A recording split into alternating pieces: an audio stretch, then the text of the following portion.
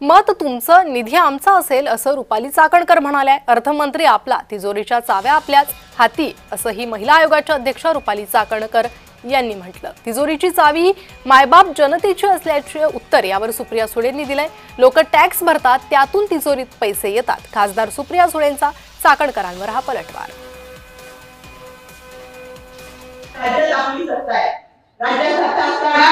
राज्याचा गावगाडा आर्थिक विकासाला चालना देण्याचं काम हे अर्थमंत्र्यांच्या हातात असतं आणि म्हणून तिजोरीच्या चाव्या ह्या दादांच्या हातात आहेत। आपण तुम्हाला सांगायचंय, जर अर्थमंत्री आपला तर मामांना ज्या पद्धतीने 3000 कोटीचा निधी दिला, तसं नगराध्यक्ष सुद्धा तुम्ही आपला इंटरव्ह्यू बसवला तर सर्वाधिक निधी हा पुढे नाही आणि तो दादांच्या मामांच्या माध्यमातून आपल्यापर्यंत पोहोचेल।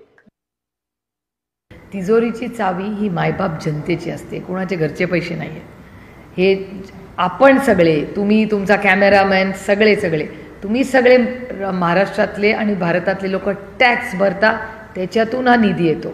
हा कोणाच्या घरचा निधी नाही आहे। हे दुर्दैव आहे की ज्या पद्धतीने आज भाषणं ऐकायला मिळत आहेत किंवा त्या निधीची चावी कुणाकडे, निधीची किंवा पैसे हे सेवेसाठी आहेत, त्याच्यावर कुणाचाही हक्क नाही। तो 7/12 नाही कुणाचं नाव लिहिला, ही जनतेची सेवा आहे।